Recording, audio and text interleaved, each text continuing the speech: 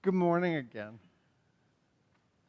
I am starting this morning with a reading from Maya Angelou.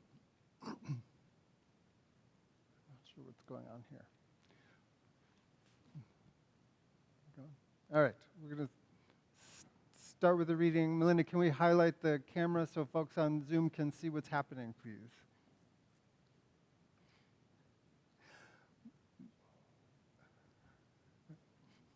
I'm starting this morning with a reading from Maya Angelou. This is an excerpt from a piece she wrote in 1995 in honor of the United Nations 50th anniversary.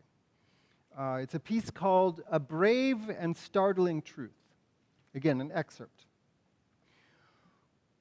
When we come to it, and the curtain falls on the minstrel show of hate, when faces sooted with scorn are scrubbed clean, when battlefields and coliseum no longer rake our unique and particular sons and daughters up with bruised and bloody grass to lie in identical plots in foreign soil, we, this people, on this small and drifting planet, whose hands can strike with such abandon that in a twinkling life is sapped from the living, yet whose same hands can touch with healing, irresistible tenderness. When we come to it, we, this people, on this wayward floating body, created on this earth, of this earth, have the power to fashion for this earth a climate where every person can live freely without sanctimonious piety, without crippling fear. When we come to it, we must confess that we are the possible, we are the miraculous, the true wonder of this world. That is when, and only when, we come to it. Our Bible reading for this morning is from Paul's first letter to the Corinthians. Getting towards the end of the letter, he's in a little bit of scolding and cajoling mode, but he's saying some important things as well. He says, "My siblings, I want to remind you of the gospel I preached to you, which you received and in which you stand firm. You're being saved by it at this very moment if you hold fast to it as I preached to you. Otherwise, you've believed in vain. I handed on to you, first of all, what I myself received, that Christ died for our sins in accordance with the Scriptures, that he was buried, and in accordance with the Scriptures, rose on the third day, that he was seen by Peter, then by the 12.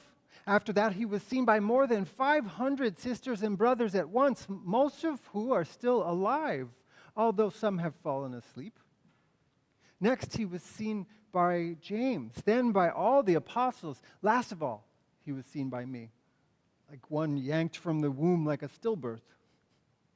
I am the least of the apostles, in fact, because I persecuted the church of God. I do not even deserve that name. But by God's grace, I am what I am. This grace that God has given to me has not proven fruitless. Indeed, I work harder than the others, not on my own, but through the grace of God. In any case, whether it be I or they, this is what we all preach, and this is what you have believed." That's the Bible reading. Paul trying to hold together a group of people who are falling apart. It's hard to sum up the damage that has been done in the past 3 weeks, that is being done, and that will be done. And you're committed, good-hearted, well-informed people who don't come to church for weekly summaries of all of the travesties. You're keeping on top of things, or you're protecting yourselves by not keeping on top of things and just assuming that they're as bad as we all know they are. So let's take a half a step back for a moment to name the context that has made these things possible. These things that we're not summarizing this morning. This week, the research group, PRRI, released an updated study. They did a study they published in April of last year on the reach of Christian nationalism across the country. And they updated it and just published a new version based on 22,000 interviews from people in all 50 states again. The reach of Christian nationalism across the country. Broadly speaking, Christian nationalism is the idea that this country was founded as a Christian nation, that the government should declare it as such, and that our laws should all be based on Christian values, or particular interpretations of those values. So these 22,000 adults responded to the research, and they have put together, the PRRI group has put together something called the American Values Atlas. In particular, the report highlights the relationship between Christian nationalist views and how people voted in the presidential election. This is the context. The attention-grabbing headline was this: 51% of Americans who attend religious services weekly qualify as Christian nationalism adherents or sympathizers. Those categories are in opposition to skeptics or rejectors. 51%, more than half of people who go to religious services every week can be identified this way. Scanning further down the reports, you find other unsettling things like 2/3 of Christian nationalist adherents and just shy of half the sympathizers think God ordained the current president to be the winner and save us all. 68% of adherents, 62% of the sympathizers believe that immigrants, these are wordings of the question, believe that immigrants are invading our country and replacing our cultural and ethnic backgrounds. Similar numbers, respectively, agree that immigrants entering the country illegally today are poisoning the blood of the country. 72% of adherents, 63% of sympathizers agree that society as a whole has become too soft and feminine. This is the context out of which the current travesties are arising. Shortly after that report came out, I read a news article about a small but influential group of white evangelicals, pastors and seminary professors, who are starting to talk about empathy. Yes, empathy. As sinful. Well, yeah, I saw that right. One wrote this. He said, when it comes to upholding strict standards of justice, empathy is a liability, not an asset. Another called refugee resettlement, a grift and part of the national suicide of America. Christianity can go to hell. That's a soundbite that will keep me from ever running for office. But stay with me here. 80% of white evangelical Christians voted for this current president, and they did so over the last 3 election cycles, not in spite of his character and his promises or threats, but because of them. They set the table and created the conditions for things like the current pillaging of USAID, which means the disruption of funding for life-saving medical programs around the world, development work for clean water, food to go to starving people, job training and education, programs that monitor and deploy rapid response teams for contagious diseases. They are spreading lies about and taking funding from organizations that are doing the gospel work of caring for vulnerable people. People will die. And Christianity is complicit. Not only complicit, but an active and willing participant and cheerleader. When I say that Christianity can go to hell, I mean that there is a segment of American Christianity that is determined to create the conditions of hell on earth. And of course, that is not all that I mean. In 1 Corinthians 15, Paul is trying to hold together a fractious set of Jesus communities by reminding them of the central story that brought them together in the first place. That Jesus modeled his life, that Jesus lived his life in the fullness of spirit, that he was rejected by religious authorities, that he was murdered by the Roman Empire, and that he kept showing up in his communities, in the life of his communities, even after this. To Peter, Christ appeared. To the other disciples, Christ appeared. To a group of 500 people, Christ appeared as an active life force among them. To his brother James, Christ appeared. To Paul himself, who had been violently persecuting the followers of Jesus, Christ appeared. And in this powerful litany that Paul himself gives, we can call him out for his sexism because he leaves out something that the other storytellers tell, which is that it was women in mourning who were the first ones to see Jesus when they went to the tomb. Paul conveniently left out the women, so we can say that the story is even more powerful than this storyteller. This is what he's saying. To the grief-stricken, the fear-driven, the powerless and disregarded, to the confused and the confounded, the silenced and the voiceless, to the hopeless and bereft, the agnostic and determined, to the open-hearted subjects of an order that wielded violence upon violence, Christ appeared. Christ appeared. Christ appeared there in their hearts, in their visions, in their life together. Christ appeared.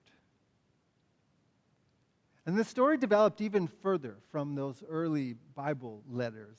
We're a non-creedal congregation, which means that we don't make people accept a certain formulation or state their faith in a particular way in order to belong.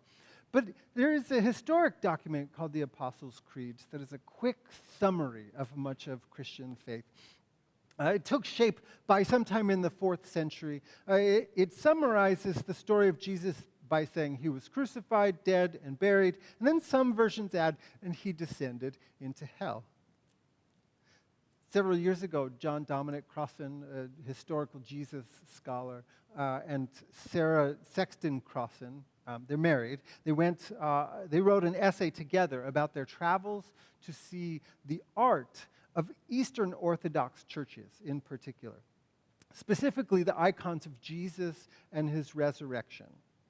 They started it with a reflection on language, noticing that the term that gets translated into the English term resurrection is anastasis, so if you know anyone named Anastasia, her name is the resurrection. Literally, that word is the preposition up, followed by the verb to stand or rise. So they say, anastasis literally means uprising. It's interesting to think of resurrection as an uprising, but an uprising by whom and with whom we wondered for what and against what. What they observed about the art in the Eastern churches is that contrary to the art of the Western church, which shows Jesus ascending from the realm of the dead as a triumphant individual, almost a superhero flying out. In the Eastern churches, uniformly, they show him ascending from the realm of the dead. They show the uprising with Jesus leading other people, holding hands often with other people. In the realm of death itself, the story says, Christ shows up. Christianity can go to hell. The decisive and powerful element of the Jesus story is uprising out of there. In Denmark, during the Second World War, everyday people used a strategy they called negotiation under protest as a means of appearing cooperative with the Nazis while subtly working to undermine their plans. One 17-year-old wrote something that came to be called the Danish 10 Commandments because he thought that his fellow Danes were being too passive and polite. His 10 Commandments became a guide for how to engage with the occupation, included things such as do a bad job for the Germans, work slowly for the Germans, destroy important machinery and tools, and break things that might benefit the Germans. One Nazi officer who held on to his conscience despite his conviction, leaked information about the imminent deportation of Danish Jews, and Danish citizens jumped into action to smuggle nearly 7,000 of their fellow citizens to Sweden overnight. Christianity can go to hell. Christ shows up even there. We know the story of the United States civil rights movement a little more intimately. We know big names like Rosa Parks and Martin Luther King Jr., Fannie Lou Hamer, who was sick and tired of being sick and tired.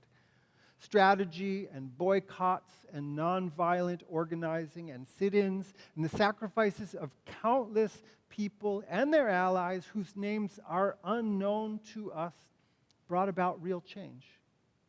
That change remains unfinished and is deeply under threat right now, but the gains were real, the work was important, and it continues today. Christianity can go to hell. Christ shows up even there. In Serbia, the dictator Slobodan Milosevic had been in power for a decade when a group of university students started to organize against him in the 1990s. They called themselves Otpor, with an exclamation point. It means resistance in English. They agreed from the outset that they would use nonviolent tactics and that they would train others to do the same. They knew that they could not count on the state-controlled media to tell their story or be fair to them. So they relied on their creativity to publicly mock the regime and weaknesses that were well accepted and known. One of their slogans, powerful organizing slogans, "We want Serbia to be a normal country." They worked with groups who were less radical than they were so that they could build a larger base. They ultimately trained some 80,000 people, which was more than, I think it's 1.3% of the entire population of Serbia. Trained them in nonviolent tactics over the course of 2 years. And then in the year 2000, the nonviolent movement they started overthrew Milosevic's dictatorship. Christianity can go to hell. Christ shows up even there. One of my good friends runs an organization that relies on National Endowment for the Humanities funding in order to exist and do its work. A couple of weeks ago, when this administration announced the complete halt on funding, he didn't know if his group was going to get paid for work they had already completed. But he figured he would submit the request anyhow. Those requests usually take 5 or 6 weeks to get processed. The day after he submitted the request, he woke up and checked his email, and there was an email timestamped at 2:22 a.m. that said the funding is on its way. An official with a conscience had made sure it moved before things were shut down. Christianity can go to hell. Christ shows up even there. The Metropolitan African Methodist Episcopal Church in Washington, D.C. was founded in 1838. Over the course of its history, it has had a lot of illustrious speakers, among them Frederick Douglass and Eleanor Roosevelt. In December 2020, an election-denying rally led by the Proud Boys involved people scaling the fence onto church property and vandalizing it, destroying a Black Lives Matter sign there. For that, a court ordered the group to pay the church $2.8 million. They have not done that. This week, a federal judge awarded the Proud Boys trademark to the church so that the Proud Boys are not able to use their trademark to sell merchandise or recruit. The church can make money if they do. Christianity can go to hell. Christ shows up even there. None of which is to say, don't worry, everything is going to be okay. It is not. There is harm that has already been done that is going to take a long time to repair. And the full-scale onslaught on representative democracy and all of the things we hold important is continuing right now. It is, in fact, imperative for us to believe that things are not going to be okay. We need to accept that in order to find our place in resisting. But we also have to remember that history is full of people who have lived through worse, who are living through worth, and who have made it and are making it by being creative and caring for each other and nurturing and being nurtured by the something more that is a part of all of us. Because Christianity can go to hell. Christ shows up even there. That is God's good news. Amen.